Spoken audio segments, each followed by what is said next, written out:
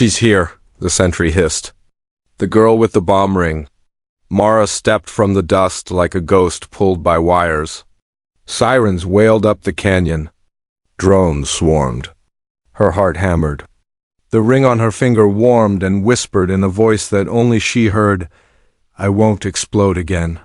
She swallowed. "Don't lie to me." She wore it because there was nothing of her brother left but this. Enemy shrapnel. Grief polished. Forged into a circle by a black market smith who told her a rule everyone knew but never said aloud. Never wear the metal that killed your blood. She wore it anyway. The checkpoint gates rose like iron ribs. Soldiers leveled rifles. Their commander stepped forward, armor scratched, eyes empty. "Remove the ring," he said. Mara shook her head. "It's safe." "It's contraband," he said. And cursed. The ring hummed in her bones. Hot, cold hot. It felt like the last breath in a collapsing tunnel. "Stand still," a woman sniper called from the wall. "Any sudden move and we all melt," Mara said. "Same as the hospital. Same as the market?" She raised her hands slow. "But it won't happen." "Not today. Why was she here?" Because the prophecy carved along the canyon road said, "Metal remembers." Because the old locals warned, "Shards attract their fire." Because her brother's dog tags fit inside her fist like a little door in the ring. Impossibly had spoken his name in the smith's stall, the commander gestured. A drone dipped toward her, scanning.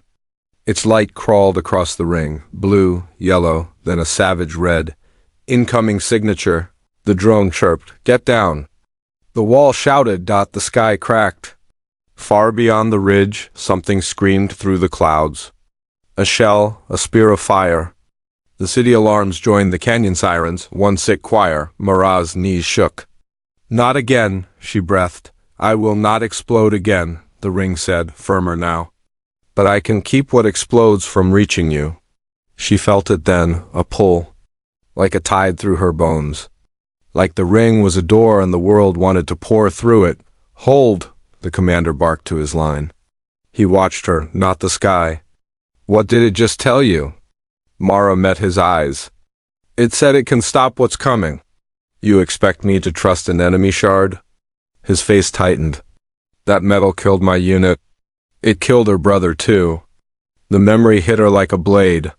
His laugh. His lopsided haircut. The flash.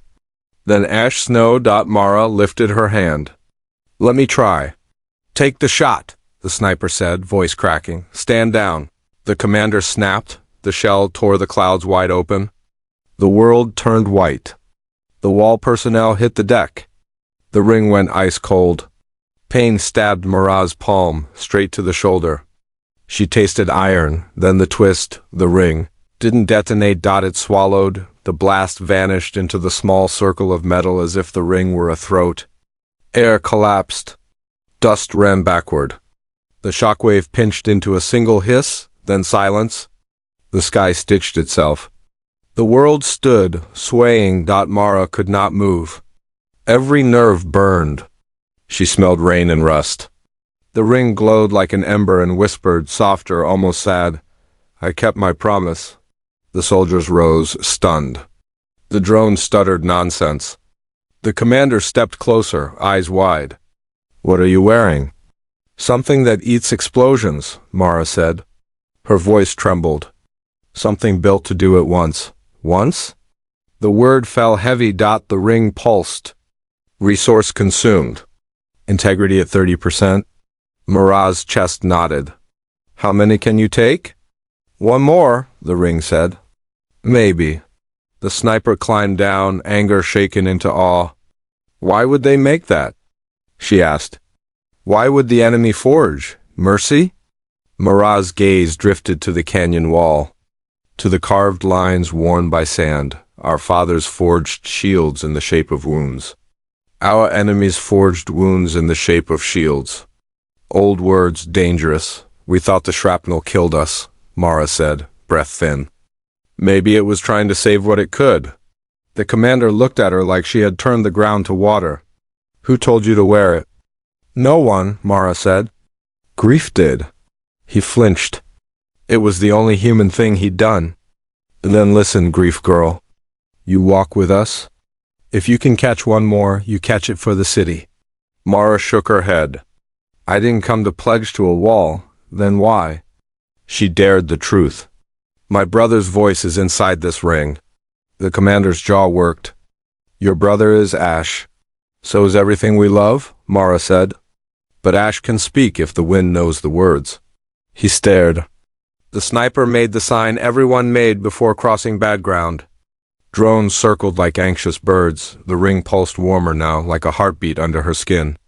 It was not her brother. But it knew him. Fragments of his laugh. The tiny prayer he said before fixing gear. It had held him at the end. It remembered. Footsteps thundered beyond the gate. Civilians in gray cloaks rushed past, carrying plastic crates and hungry children. The air smelled like cordite and stew. A little boy stared at Mara, eyes huge. Are you the bomb eater? He asked. Her throat tightened. I hope so. A siren pitched higher. The drone chirped again, terrified this time. Multiple signatures, east-west, high arc. 3 shells. The commander sucked in a breath. Get them underground. People ran. The sniper grabbed a child and pushed her down a stairwell. The sky bloomed with 3 new lances of fire, each brighter than the sun. Mara's body wanted to flee. Her mind wanted to shut. But the ring warmed, and with it came a memory shard, not hers, a forge lit under a ruined bridge. Hands gentle, not enemy shaping metal while whispering a vow. A forbidden rule spoken in the old tongue. What harmed you shall guard you. What broke you shall be made whole. Mara, the ring said, using her name for the first time. If I drink them all, I won't be here when you need me most. When will that be? She whispered, when you learn who truly sent them. The ground vibrated. The shells screamed closer. She ran, not away but toward the open square, where there was sky on all sides. She raised her hand. Take the west, she told the ring. I'll find another way. There is no other way, it said. She felt the city watching.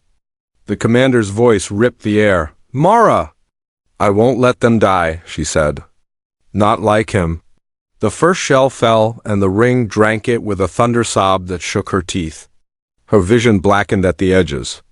The second crashed through the clouds, closer, brighter, crueler. The ring went cold. Integrity at 10%, it whispered. Choose. Her legs shook. Her heart. The faces around her wide with fear and hope. She lifted her hand again, then froze. A shadow moved on the ridge. Not enemy colors? Her colors. A launch sled. A unit crest she knew. The third shell wore her own nation's mark. Her stomach turned. The commander saw it too. Something like grief crossed his face and twisted into rage. Down! Someone screamed. Mara stared at the crest. At the lie of a decade. At the ring that had saved strangers while her own side aimed to finish the job. The ring shivered, sensing her break. I won't explode again, it said, soft. But I can still take you with me if you ask. Mara closed her eyes. Not yet, she whispered. Not until we make them answer. She turned her palm toward the falling fire and drew a breath that could be her. Last. The ring warmed like a promise kept, and something began to crack. Inside the metal. Want the next hit of this story? Follow now so you don't miss part 2.